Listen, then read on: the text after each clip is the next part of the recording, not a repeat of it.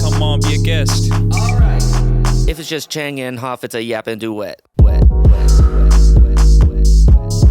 Nice. What's up, everyone? Welcome back to another episode of the Chang Hoff podcast. We're here with our lovely guest, Julia. Hey. Welcome, Julia.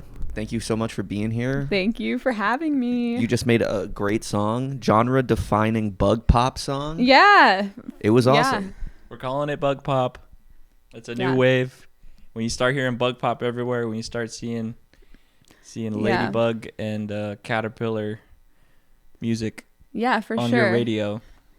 Yeah, when you start seeing bugs making music, just know they were inspired by me. When you start seeing the ants downloading FL Studio. I did it before the actual bugs. Yeah, exactly. Trendsetter in yeah. the making. So we like to start these podcasts with the new segment that we started this year called the Chang Hoff Conversation Cards. So essentially what we're doing, right? These are just regular playing cards, but eventually we'll have our own. And each card and suit is dedicated to a question, which AJ has. Okay. So what we're going to do is we're going to shuffle these cards. You're going to pick 3 cards. And then each card linked to a question, you get to choose who answers. So you get to answer one, I get to answer one, and AJ gets to answer one. Very cool. So you'll get to decide how you're feeling and who you want to answer what. It'll all make sense very soon. Okay, so here we go. Little shuffle. Little shuffle. I like this, though. I like leaving it up to chance a little bit. A little tarot-esque. I don't know. Yeah. A little tarot-esque. It's fun. Yeah. Should I split the deck? Okay, would you like to cut the deck? Oh, yeah. Yeah. Go, audience. Do it, audience. Cut it. Cut it. Cut it. Very nice. Beautiful. All right, Julia.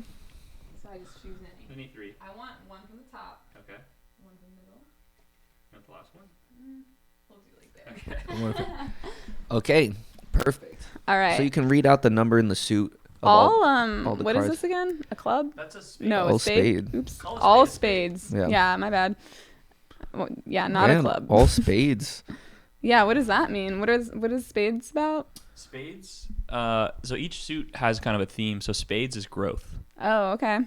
So was it 6? 9, 6, and 5. Okay, 5, 6, 9. So I'm gonna give you 3 questions. You pick one that you want to answer, and then the other 2 you can give to us. 5 is what is the most important thing you've unlearned? Okay. 6 is what's your next evolution? Okay.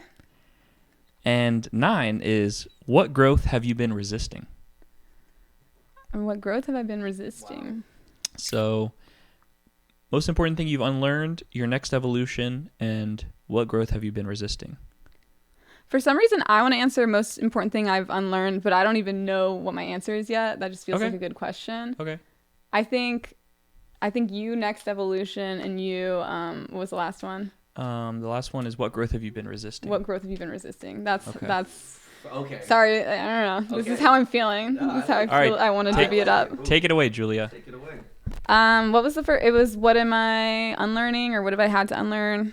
I think it's whatever question you feel inspired by, but Yeah. here, I'll read it. I'll read the wording so just so you have it. Yeah. What's the most important thing you've unlearned? Okay. I feel like it's been a journey of like learning to trust myself. So unlearning not trusting myself or not listening to myself. Because I feel like, I don't know, as we all are, I'm just trying to understand myself more like as a person, as an artist, as a creative person.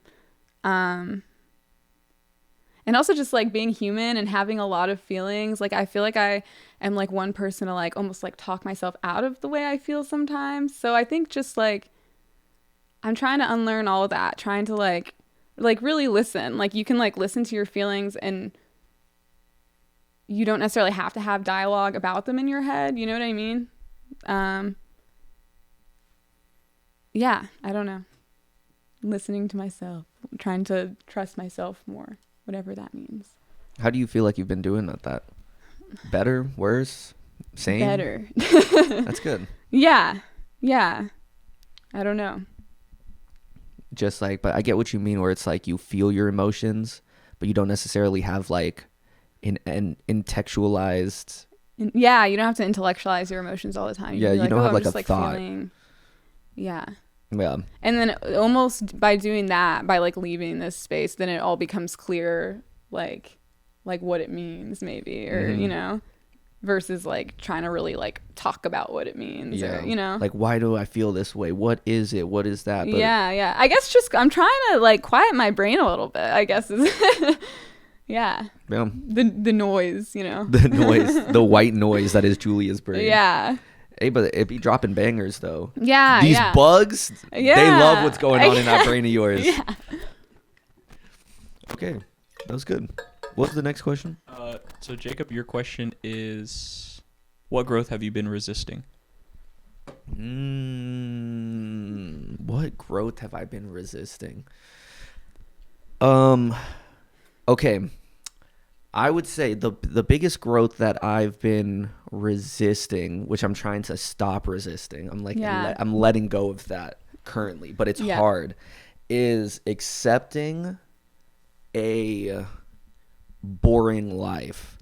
And what I mean by boring in particular is recently I've been going through some, you know, just like regular people problems. Yeah. And a part of me wants to be like really impulsive and act on the decisions that I know are going to be like probably worse for me, but will make things exciting. And I've been trying to not do that and really try to focus on the decisions that I know are like being the bigger person, being being mature. And like most of the time that means like just not doing anything, which is like boring to me. It's boring. Like I want to do something, come on, but most of the time to be like at peace, I just gotta let things go and just let it how it be. And I've been really like trying to transition into that, but I've been resisting it for sure, because like I just like for things to feel exciting. Yeah, no, I honestly relate to that a lot. That feels relevant. Yeah. It's, you know, boring life is a peaceful life, but at the same time I'm like, dang, this shit is boring. But I just gotta, you know, you gotta be present in the morning or in the moment and just realize that, I don't know, because I've told this to a couple of people already, and they're like, I understand, but you'll find like the excitement in the mundane. So like I can look at ants walking through the grass and be like, oh my god, they're on their way to the bug party. Yeah. Oh my god. And yeah. And I'm like, things don't necessarily, like, to be exciting, like, things don't necessarily have to be chaotic at the same time. So, like, I feel like, I don't know, I feel like I also have, like, thrown myself into just, like, situations, you know what I mean? Just because I'm like, because also, like, I don't know if it's boredom or, like, wanting to learn something or, like, wanting to do something. Just, like, I feel like I get antsy, you know what I mean? But then I feel like the lesson I learn after that, I'm like, I'm like, I feel like I already learned that before. Like this, it's like, I've been there. So in some ways it's boring too to like to like fall into that chaotic pattern, because then you're kind of learning the same things as well. You know what I mean? Yeah. It's like, dang, how many times do I got to make this mistake before I learn from before I learn from it and don't make it again? Yeah, for sure. And that way too, it's like, then that anyway. But wait, I like that though. I like because sometimes you're in a position where you're choosing between like something that's for the plot and something that's for your peace, you know? And I think like we got to find ways to, because you also want the plot. You want that feeling of like a new development or like some kind of tension or some kind of, but it doesn't have to be at the expense of the peace that you rest, you know? Yeah. And sometimes like other people's pace or like, like there's like so many different paces, and sometimes they don't match your pace. You know what I mean? Like you're wanting things to be fast or something. Yeah. And then it's like, well, like it's okay. Yeah. It's like, we got to like go climb a mountain. Like make that the plot. Yeah. Like, make the plot. Like go create a genre of music. You know, or you can have a party in the clouds or on the ground. And you know, like I've been also trying to find my peace, and I feel like I've made a lot of art because I'm like, well, I'm gonna stay inside, you know. Yeah. So that's cool too. Like just dedicating time to like work and art, but it also can be boring. Like I don't know. Yeah, I think it's a balance though. And I think like if you try to just be completely mundane and peaceful, like you're gonna want something. Yeah. I don't know. For sure. What was your? Mine was, what's your next evolution? Yeah. Like yeah. a Pokemon. Yeah. You're leveling up or whatever.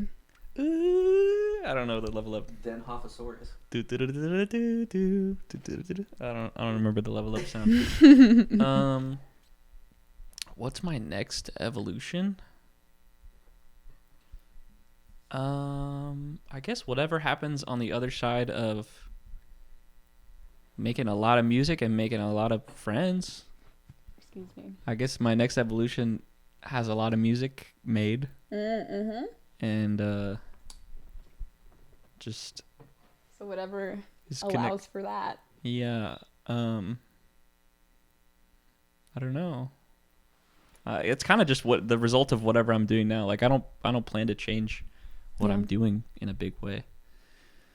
I think like right now, the way the podcast and the way like my personal freelancing and gigging is, I'm just doing a lot of different stuff with a lot of different people. Mm-hmm. So there's definitely an inflection point coming at some point of narrowing down to like a smaller group of projects. For sure. Which is just going to depend on, I don't know. We'll see. I guess whatever relationships or projects just feel like they're the most worth pouring into, or just have the most viability as far as like being able to monetize, being able to do something consistently, and then also probably organizing more stuff. Because like I have this thought where I'm like playing with 3 or 4 different bands, and I'm like, I wish there was a show where like all of those bands were just the lineup. And you could like do a quick change between each one. Yeah, I'm like, wait, let me just do that. Like, I'll just do that. Oh, wait, that's a good one. That's the bit. But yeah, no, and I have ideas for things. What I'm hearing is like you're gonna have a show. That's the next evolution. Yeah. Not like not a TV show, but I mean like a A TV show. Yeah, you're gonna have reality TV show. Yeah. Yeah, and there's a lot of great organizers throwing great stuff now that maybe I should just like work with them and collaborate.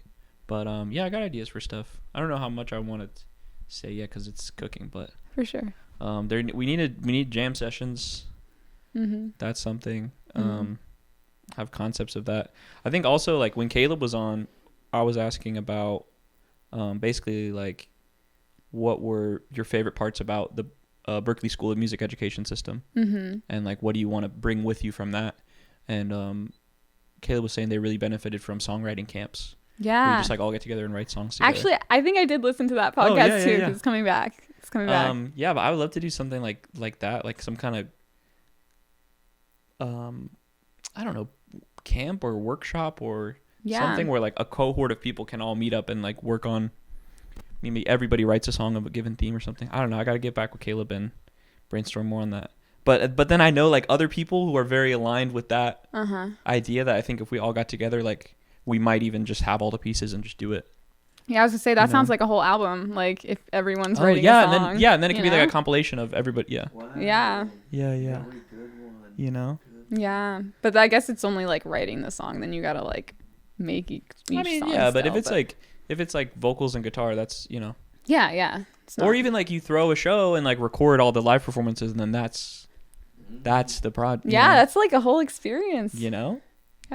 And then Mm-hmm. you do interviews with everybody and ask them like, so what does this song mean? This guy's a content machine. Yeah. Yeah. Anyway, so those are some ideas that I'm thinking of right now. But yeah, I think I see a lot of my value right now, like in the community I exist in, as being somebody who like kind of has ties to different fragments, and maybe just like being connected. And like if somebody has an idea and they're asking me about it, like I want to connect them with other people who have the same idea. Because there's a lot of things like that. Like there's like 4 or 5 different people who don't know each other but are working on the same thing. You know. Oh, that's cool. Yeah. Yeah. You're able to like kind of connect the dots. Yeah. It's like, oh, I know somebody who's, you know. I think you'd like this person. Yeah. It's like it's literally you have a conversation of one person that's like, oh, like I wish I had more carrots. Yeah. And then you're talking to another person and they're like, I have all these carrots. I don't know what to do with. Yeah. But like just being a person who's had those 2 conversations and being like, hey, about those carrots, you know. It's like the thought bubble and then you're like, yeah. You just like make a little group chat and say, yeah. like, hey, anyway, I think I got away from the question, but I mean, I think you answered it. So that's my next evolution is carrot supplying. Yeah. In a way. Being the carrot middleman. The carrot distributor. Someone's going to harvest them and process them. Maybe I'll do that. I mean, I do that. Yeah. Yeah. Yeah, I think this is a cool format too, where you can just like say ideas or say whatever the thing is that you have too much of, or whatever the thing is that you're looking for. True, because it's like literally broadcasted. Yeah, to, and like, then somebody's gonna listen to it and be like, "Oh my goodness." Yeah. Anyway. True. So, yeah. Who is Julia, and why should people care? I don't know. Like, I guess I'm myself. I'm just a person. And I don't know why people should care, but I guess like I like making art. I'm an artist. Now I've made 1 song, my first song ever. That's cool. But generally I do like graphic design and pottery, and I work at a farm. Those are like the things I do. But why should people care? I don't know. I mean, you know, like maybe my friends care, and like the people in my like circles care, and that's nice. You know what I mean? To like celebrate each other. That's all you need. Yeah, for sure. Yeah.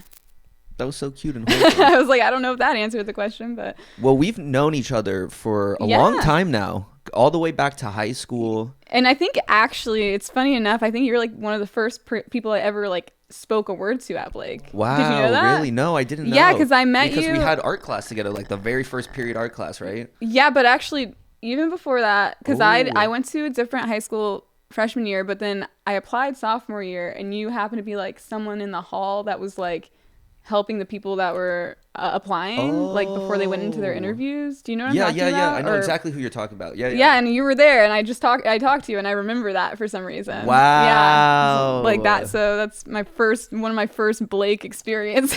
Wait, that includes you. That's awesome. Wait, I didn't even know that. Yeah. Wait, that's so cool. Yeah, so we go way back. Way back to high school. So it's been like it's been like 10 years now. If it was sophomore year 2015. Yeah. Oh, wow. That's actually crazy when you put it like that. Yeah. I don't feel like I'm like that much older from then, but I guess I am. But yeah, here we are. We all are, yeah. And it was nice because also before we started the podcast and like put everything on, we mentioned like these posters here. Yeah. And how they're just like an interesting collaboration between all 3 of us without us really knowing. Yeah. Because for the people who don't know, who are listening to the podcast, right, all these posters were like Tampa Show Cow posters, which is AJ, just putting together all the shows that are happening in a month and putting them on a poster. But these posters were designed by Julia.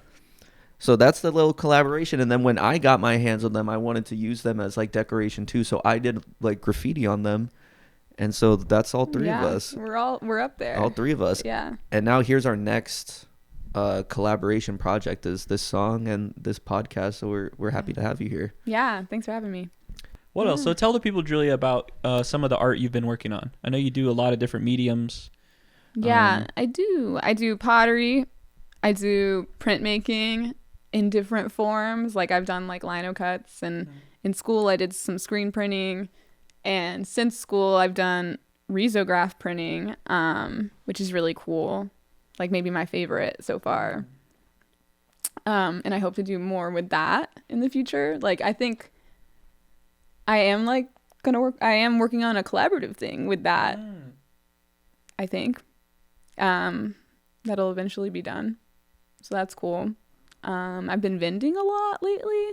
Like I think that's like the newest development as far as like what's going on in the like Julia like art sphere, which is just I've been vending a lot at like recently a music event, and then before that just like lots of markets. I don't know, it's been good. Yeah, I think vending, like that kind of art vending, it's definitely a grind. It is. I remember I was around. It really is, yeah. Lily was doing a lot of it for some of her art, and you can just go all day just standing out in the sun at your table and like not get anything measurable from it. Yeah, But and that's true. Yeah, but like I think you can't. I don't know. And I think oh, I'm sorry, I don't no, mean to cut ahead, in. I was gonna say I've dipped my toes into it like Yeah. a couple times before like kind of full sending it recently. Like I had a friend who I would just like vend at her booth sometimes, and I think, you know, honestly, after doing it for a minute now, like a couple months, I'm kind of like, I don't know if this is like the full way, you know what I mean? Like, but it's something I enjoy doing because it like lets you connect like literally on the ground with people versus like selling your stuff online or even just posting on social media. Like it is a really cool way to connect, I guess, with like people that are literally just around in your community. Yeah. So that's nice. Yeah, it seems like that's what makes it worth it. Is Yeah, just that yeah. You do have those couple of like really genuine conversations that you just would not have had otherwise. Yeah. You know, or like meeting people or just exposing your art to new people. Yeah, because I'm like, there's not that many like places where I'd go out and like announce that I'm an artist. You know what I mean? But like vending is kind of that. It's like, here, look at my wares. I'm making things. Like, attention. Yeah, like it's not super relevant most of the time. I made a new mug. Yeah. I mean, that is what I do on social media, I guess. I'm like, mug, look, guys. But other than there's not really a place in real life to do that. That's actually so funny, though, to use like all the really gamey marketing stuff of like like new mug dropping, and then it's a countdown of like 4 hours. Yeah. And it's just a silhouette of a mug. And people do like drops of like pottery. Yeah. I want to, you know, and like maybe that is one thing where I'm like, if I'm not, because I'm always like like recently, I'm like always rushing to get it done before the market because I'm like, wait, the market's in a week? Like that's what happens every time, you know? And so I'm like, oh, like blah, blah, blah, blah, you know? And then there it is. But I'm like, if like another form could be working on things, collecting them, and then doing a drop and trying to make hype for the drop. I like the idea of the silhouette. I know that was a joke, but like really that's a pretty good idea. Like silhouettes of the pieces. Yeah. Just like, yeah, just black, It's just you like know? it's like slowly revealing itself over time.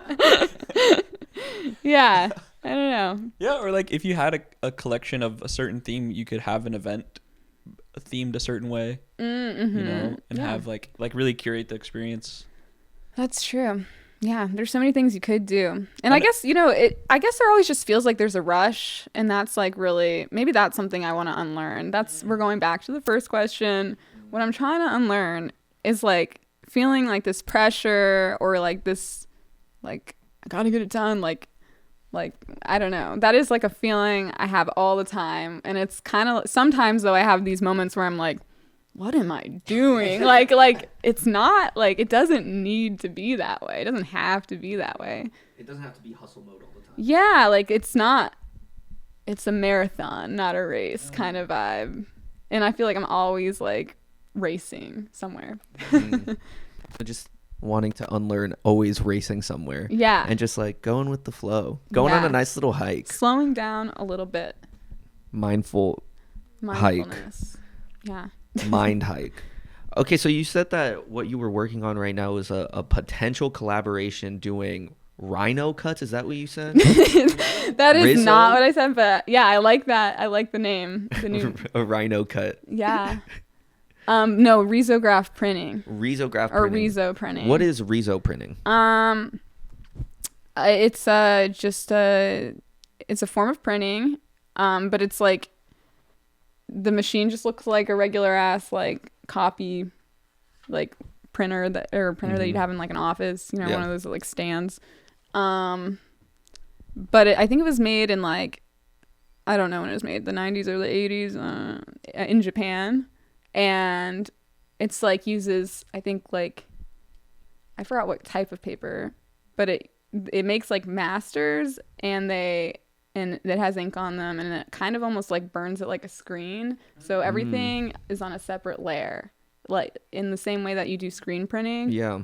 And the colors, what's really cool about it is like the prints, because they're reso printed, come out super like kind of grainy, because that's just the way it prints. And then the colors also overlap. So if I did a 2-color print with like yellow and blue, and I designed it in a way where on each layer there are parts that overlap, those overlapping parts would be green. You know what I mean? So it's just really like fun, and the colors are super bright, just also the nature of that kind of printing. So it's really fun. It's kind of expensive, but I did a workshop originally like that, and like and then I've only printed like one thing because it's like a studio that does it, Print St. Pete, but I've only done one thing since then, but I'm like excited I plan to do more, you know? Yeah. That's awesome. So how did you get into art in general? Take us through the journey. Yeah, take us through the journey. Take us through your story of like being an artist, going to like a performing arts school for art, and now even outside of school, still pursuing art, doing art. Yeah. I guess I've always liked drawing as a kid, like as a way to express myself. Like just drawing on like those yellow notebooks or notepads, you know what I mean, with the lines. Like there's a ton at my grandma's house that are just like that she's found. And then I did go to Blake High School, which is a performing arts school, and I was in the visual arts program, and that was honestly, I'd been exposed to like pottery a little bit before, like at like a city center, but never really did much pottery before that. And I think I had to choose one of the 3D because I got there a year later. I had, in like the way the wheel works or whatever, you have to take like you have to take each class before you can like choose a major. Yeah. I had to choose one of the 3D majors, so it had to be either, or that's not right, whatever. Oh yeah, it had to be either jewelry or ceramics and sculpture. Yeah. And I decided to do pottery mostly because I just loved the teacher. I love C. Harvey. Still love C. Harvey. Shout out C. Harvey. Shout out C. Harvey. And I don't know, it was a lot of fun. I think though after that, because the school was kind of geared towards like going into an art career or going to art school, I actually like really didn't want to do that. I didn't want to go to art school after that. I kind of like rejected the idea because I felt like it would be too much stress put on myself, because it's like I enjoy creating so much, but in a school setting it like kind of becomes really stressful even in high school. I think also maybe I'm just like a little bit of a sometimes like tightly wound or like I was a stressed out kid in high school. I was like trying to do my best all the time. And it's just, I was like, oh, I don't think I want to do art, like, cause like just the idea of having to come up with a good idea all the time sounded stressful to me.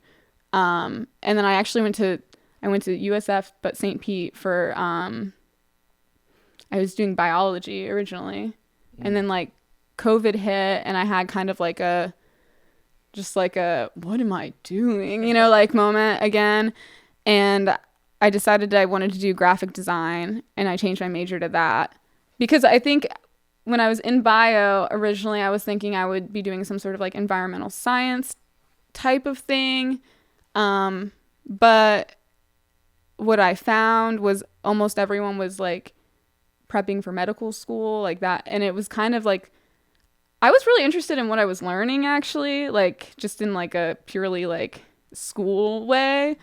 But I kind of was just like, I don't know if this is going to take me where I want to go. Because I was like, maybe I'd want to do field work, but I definitely don't really want to go to medical school. And that seems more like what's happening here, or like what all of my peers are trying to do, you know? Where did you see yourself going outside of school once you were like trying to find a career?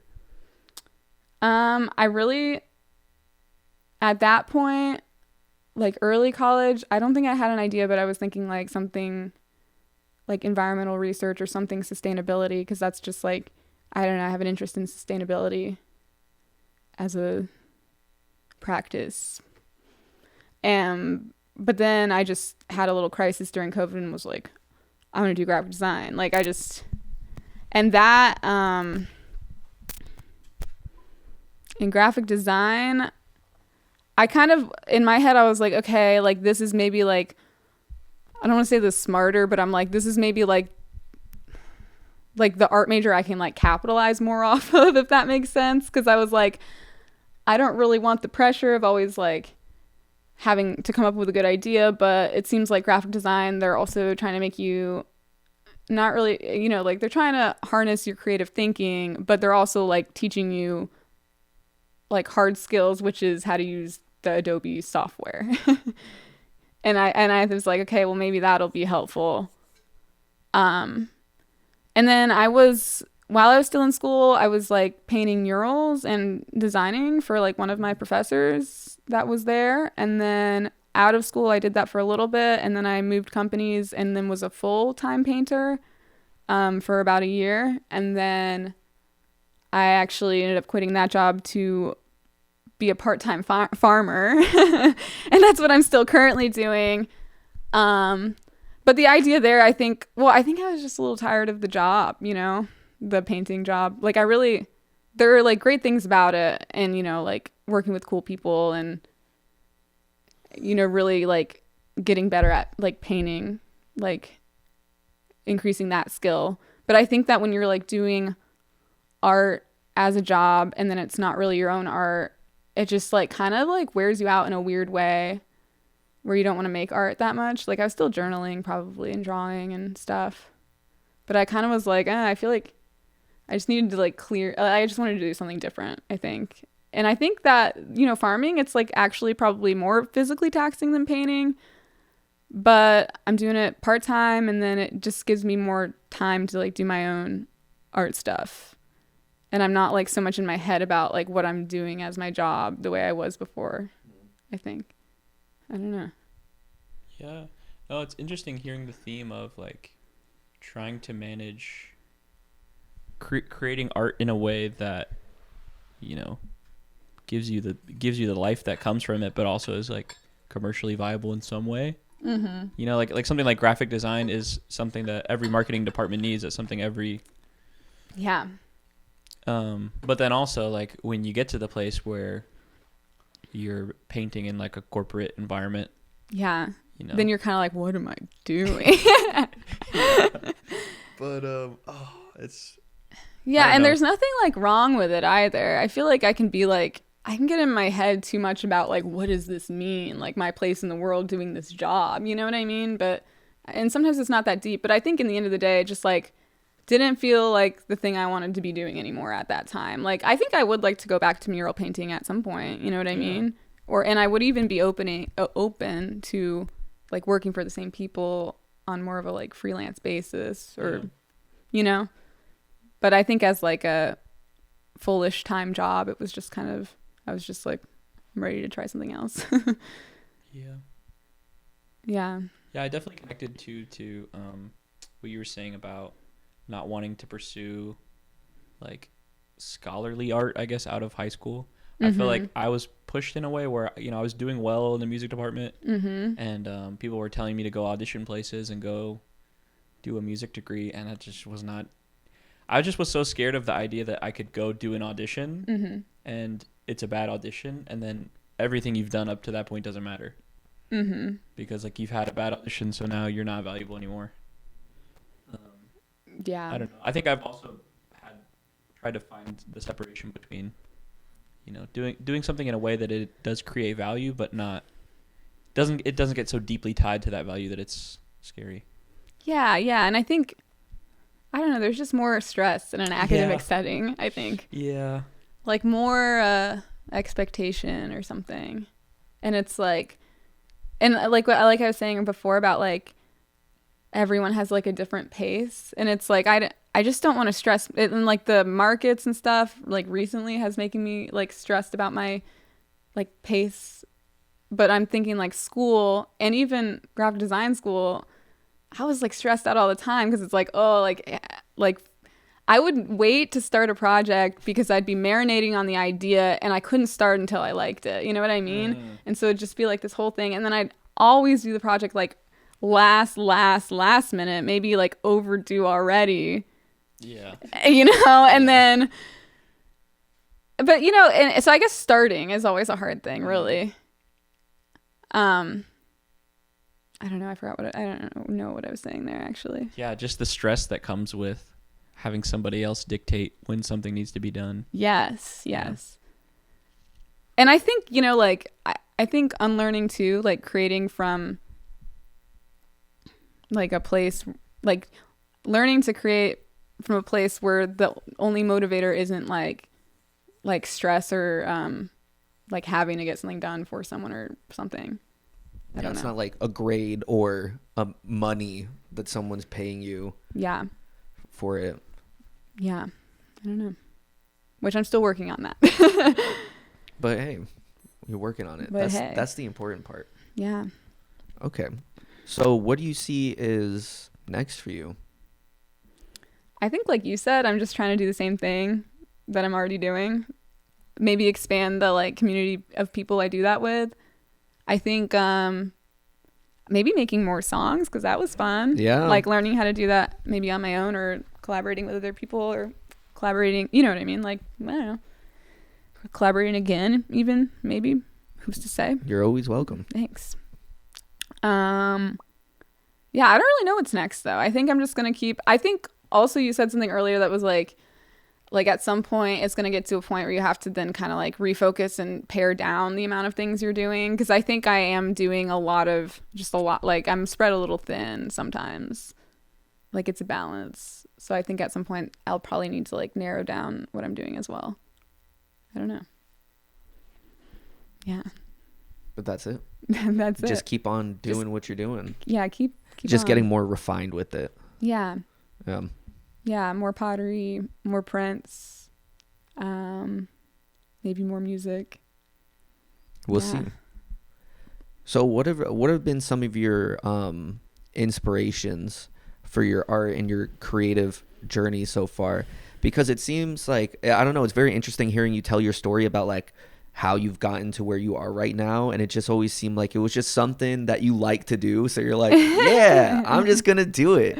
So yeah. I want to see, like, was there anything that really inspired you? Like, did someone early on in your life do art that you saw that it was like, that's cool? Or was it just something that you found? Well, my grandma's actually, she paints. So she, like, her house is like filled with her own paintings that are like, it's like all of flowers. That's like, I don't know what she does. So I think, and I like bugs, you know what I mean? And I like flowers, like bugs and flowers like show up a lot, I think.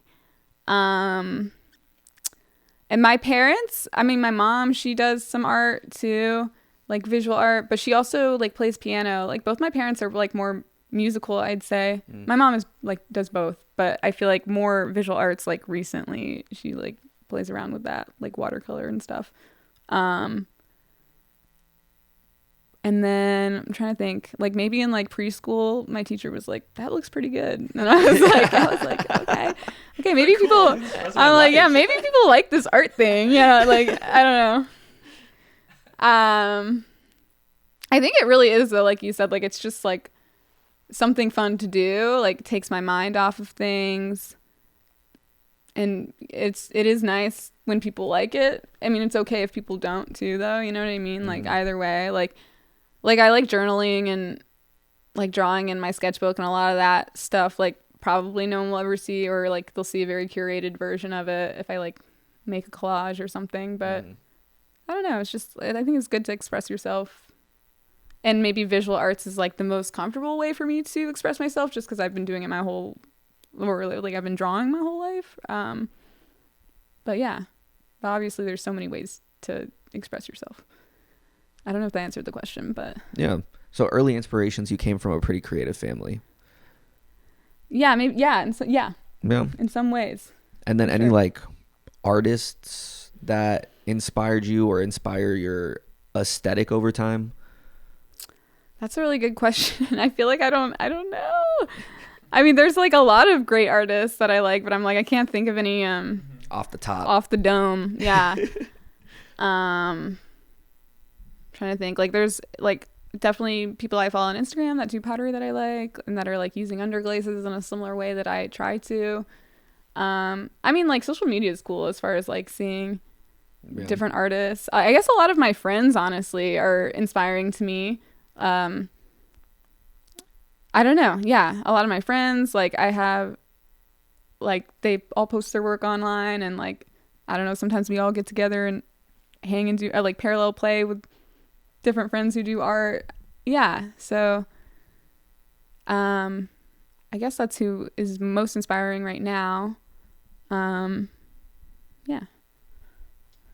I'm wondering, kind of on the same thing of like how you arrived at the aesthetics you enjoy and the kind of styles you enjoy.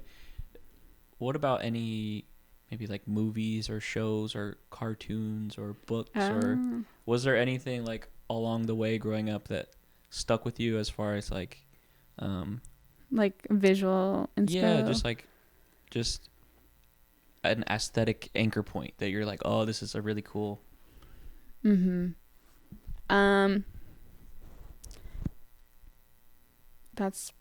trying to think. Like recently, like my friend and roommate Bella, like she has just like a collection of many things, but one of them was like she has a bunch of kids books and they're really cute. Like we were just like looking through them. I forgot who that guy is. I'd have to like look him up right now, but I don't want to do that. But he has like these books where it's just like a bunch of animals, like, but they're like doing human ass things. You know what I mean? Like, I love stuff like that. I'm trying to think of like movies and shows.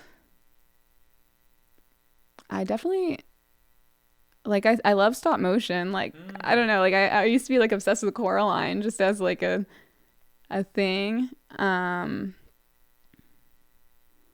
feel like music is often very inspiring, even if it's not like visually inspiring. I feel like I'm always listening to music, so I don't know, maybe that comes into play somewhere.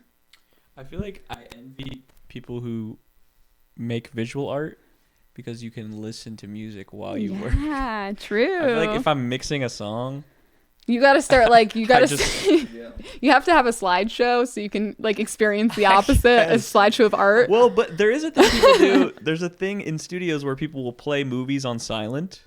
Okay, which yeah, I've always kind of wanted to. I've like seen it a couple times. I would love to just have like a TV and we just have like, I don't know. Yeah. Like Miyazaki movies just on silent or something. That could be cool. That could be very cool. Bob could set that up for sure. Yeah. Yeah, I'll tell Bob. I liked Regular Show growing up. I don't know why that came to mind. That's a good one, classic. I like cutesy video games like Stardew Valley and Animal Crossing. I'm trying to think of what else I like. I don't know. I like going outside on walks. I feel like for real, like the natural world's always inspiring. I feel like that's like bugs and animals. Like I like just putting that stuff in my art. And then like stylistically, I don't really like, I'm sure I do pull from a lot of different things, just like anything I see and I like, but I'm like, I feel bad, but I'm like, I can't think of like who or what that would be right now. But yeah. Love it. It's just your inspiration comes from all over the place. Like something that I'm like picking up, or just like by the way that you speak of things, it seems like everything is so calm and it's like, yeah, we're just like doing stuff because it feels good. Yeah. And we're just like going about our life and not trying to think too hard about the existential crisis that is what am I and who am I on this planet. Yeah. And then sometimes though, I think if you actually saw me making art, I'm like it's like a full panic. Like, I don't know. You know what I mean? Like, so I'm like saying all this, but I'm like, I don't know how much of that's like true actually when it comes down to like me making the art. Would you say that you use art mainly as an expression of your feelings, or mainly as like, I just like to make stuff, like no idle hands? That's a good question, because, you know, like, I will say, like, your sister, for example, I'm, like, so inspired by, like, how just, like, hard and much she can make, like, all the time. Like, I feel like she's very, I wouldn't say she's not driven by her emotions or stuff, but I feel like she also is very process driven, like, in a way that I'm not, you know what I mean? Like, just, like, loves, and a lot of other people in the pottery studio, like, love the process and the medium more than anything, more than, like, yeah. And I think I want to dip my toes into that more, like, you know, the different firing processes and all that. But I will say, I do think a lot of my art, at least currently, is an expression of my emotions. And I think that's why I like visual art so much, because you can express yourself and you don't really have to explain it. You know what I mean? Like in a way that like words, it's like I'm afraid that my words, I don't know, like, it's just interpreted differently. You know what I mean? Like, visual arts, you can, like, make something so sappy, but, like, people maybe don't actually really know what you're saying with it. And even I don't really know what I'm saying with it sometimes, because it's all like bugs and flowers, and, like, people don't really know what that means. They're like, oh, you know what I mean? Like, oh, bug mug, cool. Cool, yeah. But it's like, yeah, like yeah, like, if I had a meltdown, I would probably want to make art afterwards, and as something to do while I'm feeling some type of way. And whatever comes from it, you know? And for the listeners, by the way, Julia's referencing Lily Denhoff. Oh, yeah. The hardest working ceramicist I know. And AJ's sister and my friend, yeah. Commonly referenced on the pod. She's an inspiration to us all. Yeah. Shout out. Love you very much. Love all my friends very much. Yep. You know, but shout out to Lil D. Yeah, for sure. All right, Julia. So what role does love play in your life? 'Cause I know we were just talking about emotions and channeling them through art. So what role does love play in your life? I've actually been, like, very single for, like, at least a year now.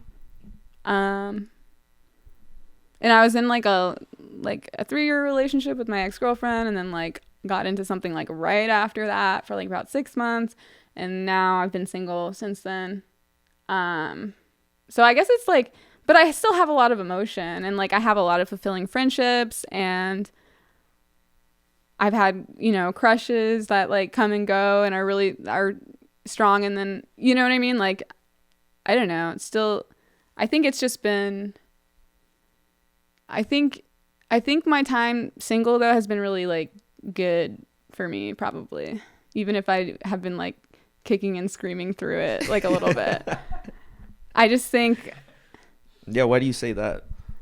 Because I think throughout my life, I've always had, like, either, like, a best friend or, like, just someone that I'm, like, really attached to. Super attached to. And right now, I feel like probably the closest person in my life is, like, my roommate and bestie, Bella. But in some ways, it's different because she just has, like, really good boundaries. Like, just really, you know what I mean? So I feel like it's been the first time in my life that I've, like, really been, like, taking accountability for, like, what's going on. Just, like, emotionally or in my head, or I don't know. I don't know if that makes sense. But yeah, because it's just you. Yeah. And I think I am, like, an anxious person. So I feel like having, you know, someone who's really close to me, they've kind of, like, shared whatever baggage or whatever's going on, and, like, having to deal with it just by yourself. Like, even though, like I said, I'm going through it kicking and screaming a little bit, like, it's still, like, healthy and, like, something that we all got to do at some point, I think. Absolutely. Yeah. I think too, like, so that's a question every guest gets, by the way. That's, like, one of the cornerstone. No. That's Jacob's favorite. What role does love play in your life? Mm-hmm. And it's I really enjoy how different people take so many different angles of it. Mm-hmm. Like, I think some people take it more in terms of romantic love. Some people just take it in terms of, like, oh, I love the thing I do. Oh, okay. So I'm going to do it all the time. I guess I zeroed in on romantic love. Yeah, I'm like, I'm pretty single right now. I was like, I guess I'm broadcasting that. Yeah. No, I mean that's an element of it for sure. Like, Yeah. it all comes together. But Hit Julia up if you're watching this and you think Julia's cute. Hit her up. I feel like actually, like, maybe don't right now. Like I'm trying to heal or something. Okay, I'll cut it out. I'll cut that out. Got it. I don't know. Actually, maybe I'm open to anything. Maybe I'm not. It's just a confusing time for me. Let's just say that. Yeah. Well, but definitely go check out Julia's art at a market. Yeah. That would be. Oh yeah, definitely. Cool. And definitely try to connect with me regardless. Like I want to be your friend, you know? Anyway, but yeah, I also wanted to open it up to if you had thoughts on the role that love plays in your life outside of a romantic partner. Oh yeah. Love is everywhere. Love is in the air we breathe and the flowers in the ground. And I don't know. I think love, I feel like even though I blah, blah, blah, blah, like I have anxiety, things are confusing and hard. Like I think at the same time, I'm so thankful to be alive and so thankful for like all my friends and so thankful to be able to create things. I don't know, like a lot of gratitude. And I think maybe a lot of love, you know. I think they go hand in hand maybe. I don't know. I guess I feel like I couldn't be doing anything that I'm doing without like love and support from like other people and myself, like truly. Yeah, love really is so important, especially when you're doing honestly anything, but I feel like especially when you're doing arts. It's like having people around you who are like, no, you're good. Like, you should keep doing that. Yeah. Is really important because I don't know, as a fellow artist, I know how easy it is to just be like, look at something that you made like 5 minutes ago and be like, this sucks. Yeah. And go through like the 6 stages or the 5 stages of grief. Just every single time you make something like, oh, this is the next big thing. 5 minutes later, you're like, I hate this. Yeah. You found the 6th stage. It was that bad. You went through 6 stages. Yeah, I went through the 6 stages of hell is what I went through. But yeah, love is definitely everywhere and it's very important. And like jumping off of what you just said, one of my friends who vents a lot, Anai, she said the other day, like, I never know. She's like, I don't know. Everyone was kind of talking about their insecurities as an artist, I think was what the conversation was. But she had like a really good like take or perspective, which was just like, I just kind of make things and I put it out there, and you know how I feel about it in the moment or how I feel about it after, like it always changes. But I never know what people are gonna like, because she was like, something might be my favorite thing, but no one picks it up and no one wants to buy it. And then something that I didn't really like that much, like people are gravitating towards it and want to buy it. You know what I mean? So like I think, I don't know what my point is there, but I'm like, I think you never know what people are gonna like, and like it's good to just keep creating. Maybe is the point. Maybe. Yeah, no, absolutely. Because we just had a conversation that's very similar to that with Yism the other day. I don't remember if it was on the podcast or off the podcast, but regardless, it was essentially that where he's been making music for so long and he has so much put out there. And he said like on many occasions, he's just like, you can never know what people are going to like. Because for exactly that, it's like, I really love this song. This is a banger. This is going to be a hit. And people like the song that you're like, I don't even know if I really want to like put that out. Yeah. So it's like, you really don't know. Honestly, the trend seems so similar that I'm starting to think that like if you really like hate something that you make, you should put it out there because people are gonna love it. That one's people gonna are gonna be love it on the top. Yeah, people are gonna love it. Price that the highest. And sometimes it is sad though if you make something that you're like, I put my whole heart into this, and people are like, you can keep that. Yeah, they're like, Well, there's like some Andy Warhol quote that's like make art, make more art, make more art. And while other people are talking and deciding whether it's good or bad, like you make more art. Yeah. Which I think, I don't know, Andy Warhol isn't somebody I resonate with super deeply in general, but I think that one sentiment of like just make things and put them in the world and just keep doing that. Yeah. You know, and people are gonna have lots of thoughts over all of these things and if it's good or bad or these should have done this, but like I Yeah. think all we can do is just make things. Yeah. And if I worry about what everyone is thinking all the time, I will drive myself crazy, you know? So, And that's no fun. and and I do sometimes, you know, like it's like, so yeah. Yeah.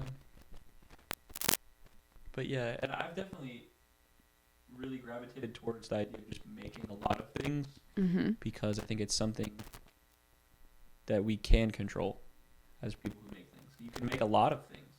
Yeah. Like, I don't know how they're going to be received. I don't know how people are going to feel. I don't know. A lot of things I have very little control over, but I do have control over just making a thing and putting it into the world and then just keep doing that. Yeah. And getting better at just the practice of making things. Like, it seems like you've got a good flow. Yeah, I do this all the time. Yeah. Like, that's awesome. Because like I said, like, I think, yeah, like creating a practice so you're not, like, that's what I'm trying to cultivate. So I'm not like spreading things out more. Yeah. So it's not this like intense, gotta make things, you know, in a small amount of time. But I don't know. Yeah, maybe that's how I work. We were reflecting on something similar yesterday too. We did the 1 year kind of reflection episode. Yeah. And really, when we very first started recording and putting these out, we were just talking about whatever. We were just talking, like, we were just catching up with each other, talking about what we were doing. Yeah. And like, I think I realized that it's so flipped. Like, people think you need to have the concept and then you execute, but it was really like we were developing the practice of recording and editing and like doing that cycle, executing the practice before we even had a concept. Top down versus bottom up. And this was a grassroots effort. Yeah, it was a grassroots. And then once we had concepts, then the workflow was already there, the practice is already there. So then we were able to, you know, iterate and keep going. But cool.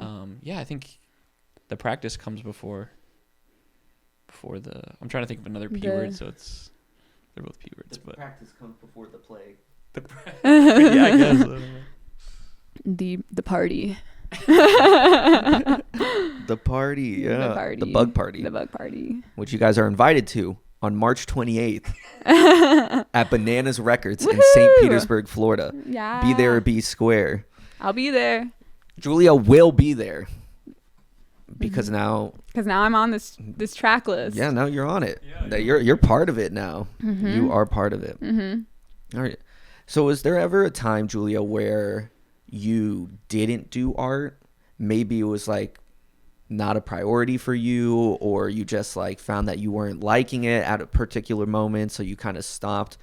Was there ever a time like that for you? Yeah. There's been there was a minute where I was doing, well, I can think of like a couple of different times, honestly. Like I said, after high school, there was a period where I went to college, but I was doing biology in the beginning. And I honestly was probably still sketching and like journaling, but I wasn't like, there just wasn't like, it wasn't my major, and I didn't really have access to like obviously I have access to pen and paper, but like I wasn't creating art like pottery or like printmaking in the way I like to at that time. And it's funny because I feel like a lot of like my friends still saw me as like the artsy friend, but I wasn't necessarily, I didn't have like a huge practice then. And then I feel like there was just some time, like when I started doing pottery again after high school, like once I started being a graphic design major, because my friend Audrey was at a studio or did pottery, and like I saw that she was doing pottery, and I'm like, where are you doing that? You know, like where can I get in on that? And so I started doing pottery again then. But while I was doing that, there was a period that I kind of just like really wasn't making things. Like it was in slow-mo. I think that period of my life, I don't know, I just think I didn't have a lot to say then. And I feel like a lot was happening. Just like, it might have been COVID time. It might have been a little bit after that. But I think I just didn't know. I didn't know what I things were just taking so long to make. I don't really know why, but that was the period when that was happening. Yeah.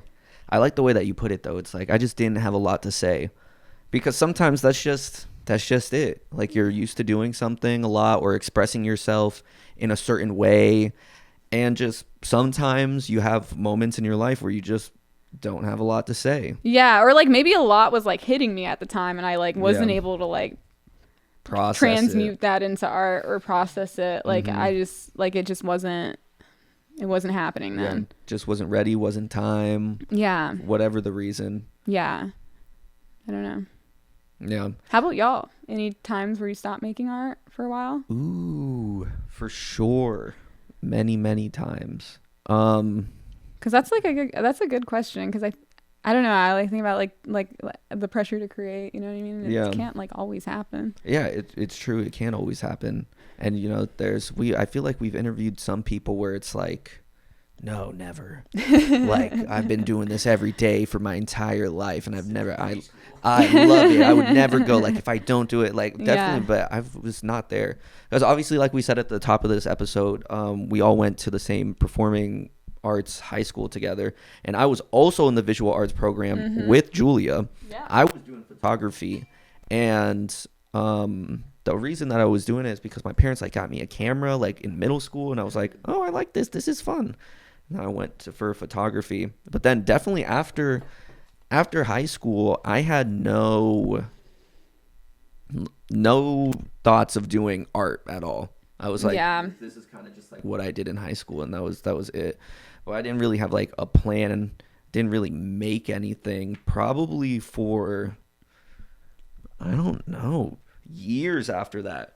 I wasn't really making anything. Like, I have like this little graffiti stuff, and I do like sketches or like just like random little doodles for but other than that, like, I don't think I started like actually seriously making stuff again until last year when we started this podcast. And pretty much ever since then, it's been like the podcast, and then just all the other activities that go along with that, like making music, or like editing something for someone, or making a album cut, like, you know, just like the little random things that come with it. So it was probably, okay, let's see, high school was graduated in 2018.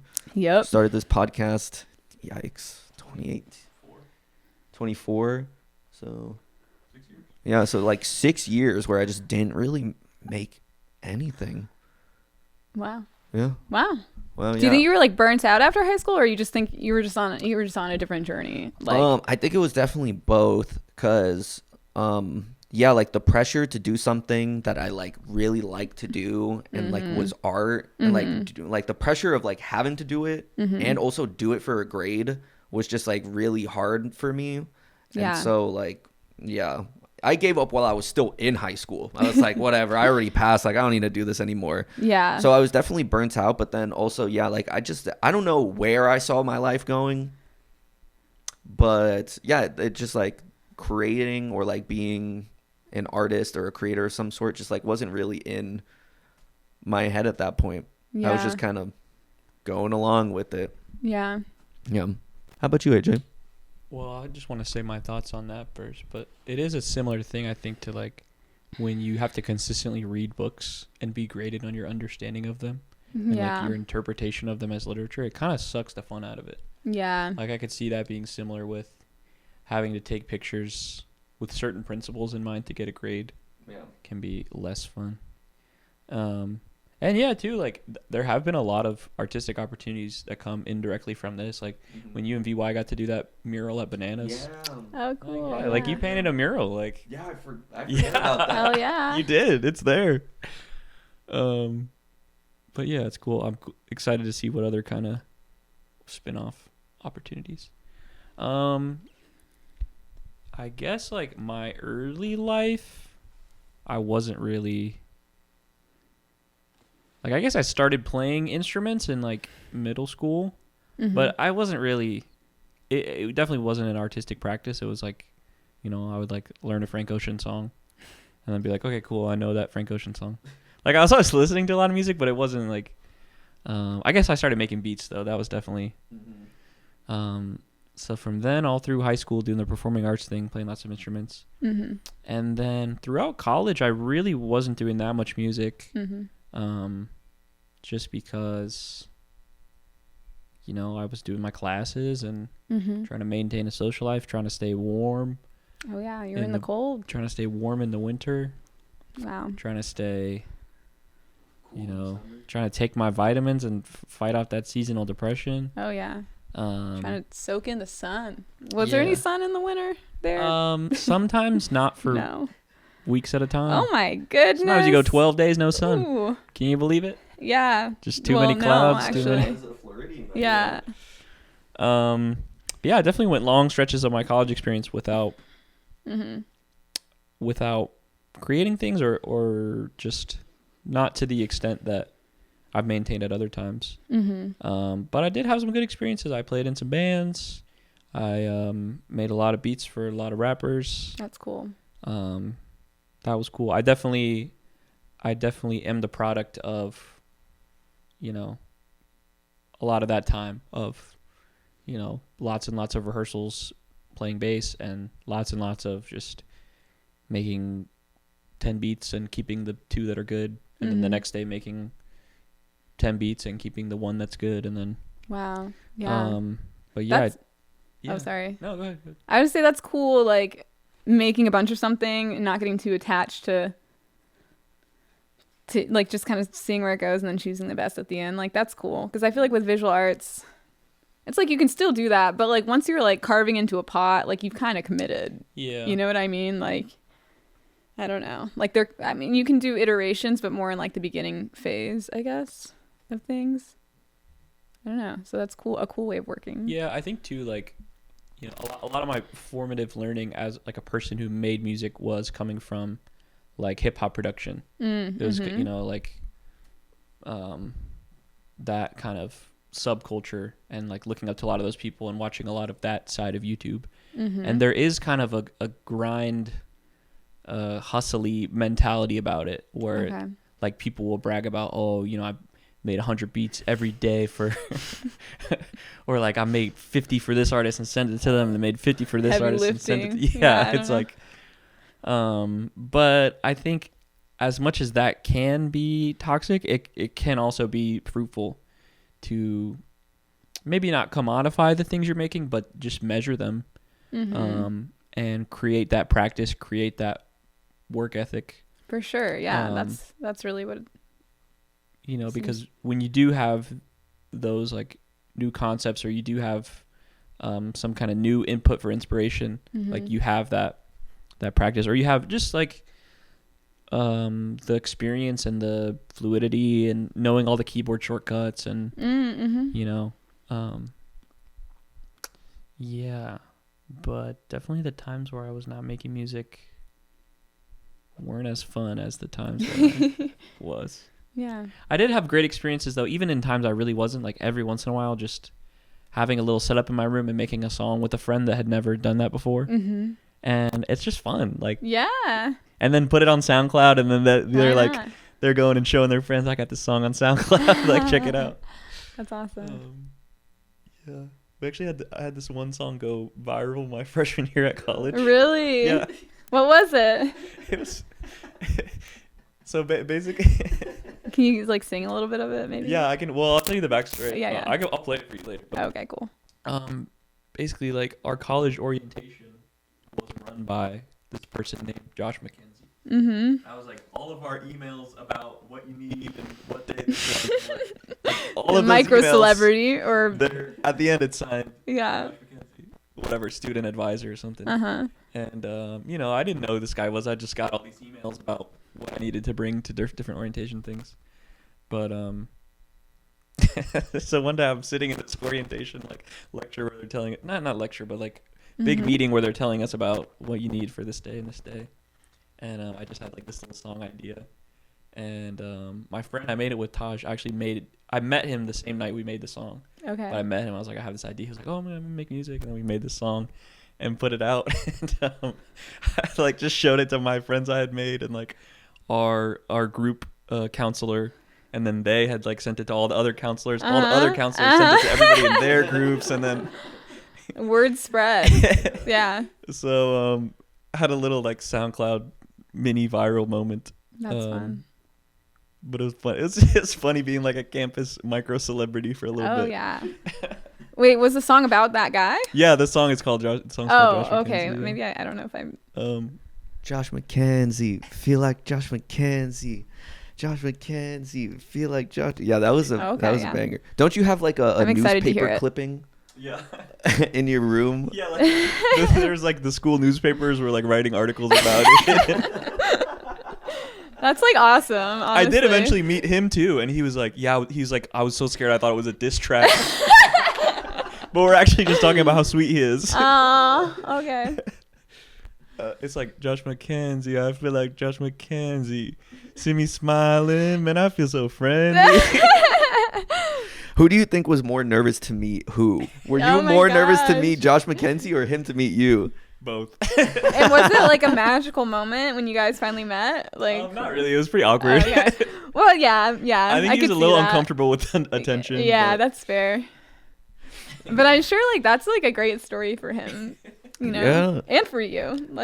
I don't know. That's fun. I wonder what he's doing now. I wonder what Josh McKenzie's doing now. Get him on the podcast. Yeah, you could probably find. Wait. Fly him out. You know? Wait. We could find that guy on LinkedIn for sure. I will say I have a question / prompt / thing we do. Yeah. Which is if you'd like to leave a little time capsule to your future self. Aw, that's maybe really like sweet. Julia a year from now. If you want to remind Julia of something or leave a little note. I guess I hope Julia a year from now is like still creating. I hope maybe she's like made like one more song. You know what I mean? I hope that. I don't know. I hope that she continues to feel more comfortable in her skin and like in the world and is taking up like the amount of space she wants. You know what I mean? I don't know. Yeah. I hope that like she's surrounded by friends and loved ones. I hope that, you know, her community just keeps growing. Oh. Yeah. Hey, Julia. Love you, girl. You're awesome. Keep going. Yeah. What do you think she would say to you? That's crazy. Yeah, right? I think you just told future Julia that. What do you think she would tell you? Future Julia. I think I really like tarot. I mean, it's not even I was gonna say it's a recent thing, but like not even at this point. I mean, still semi-recent, but I feel like sometimes there'll be like an era of time where you keep kind of pulling like the same card. You're like, like they really want me to hear this thing, you know what I mean? Like recently it's been like the strength card, and I think that's just kind of like telling me to keep going, you know, like just. I think that maybe my future self would tell my present self just keep going, like even if things don't feel like perfect or right, or you don't really know where you're going, like even though it's easy to like spiral about like just, you know, we don't have control over a lot of things and we don't really know what the heck is happening all the time, you know what I mean? How can we? But just to keep going and to like maybe have like more love for yourself and a little like move with a little more grace. I feel like that's another word that keeps coming up, like grace in my life. And also have that for other people, like, because I feel like I'm my harshest critic, and then sometimes and sometimes that like comes out in weird ways. I don't know. So just like hold yourself with more kindness maybe, or whatever. That's what she'd tell me right now. Hold yourself with more kindness or whatever. Yeah, Julia. Or whatever. Yeah. I love that. That's Thanks. Awesome. Yeah. Yeah, that was beautiful. Thank you. Yeah, I don't know. Yeah, thanks for having me. Yeah, thank you so much for coming on. It was an absolute pleasure. Yeah. You're such a cool person. Thank you. So talented, and I hope that you continue to, you know, live your life and hold yourself with more kindness or whatever. Yeah. And thank you. And yeah, so how can the people find you? Shout out your socials, spell them out.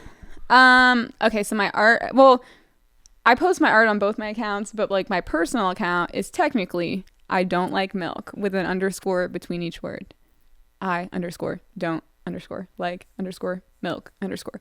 And then my art Instagram is I do like cheese.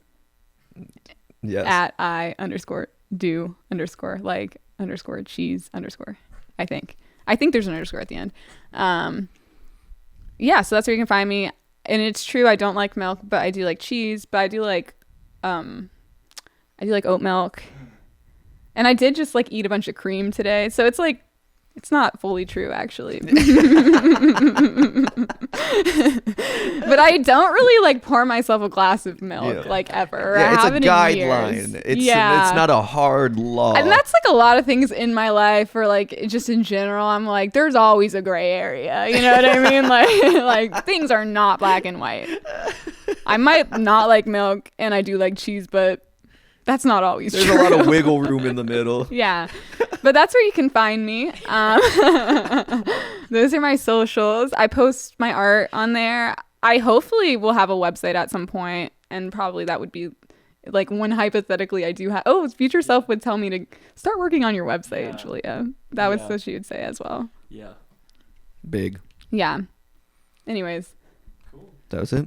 Yeah. Thank you so Thanks much. so much. Thank you. It was a pleasure. That's Julia. That's Hey. AJ. Yeah. I'm Jacob. This is Chang Hoff. Mm-hmm. Peace out, everyone. Peace out. Thanks for listening. Bye. Thanks for checking it out.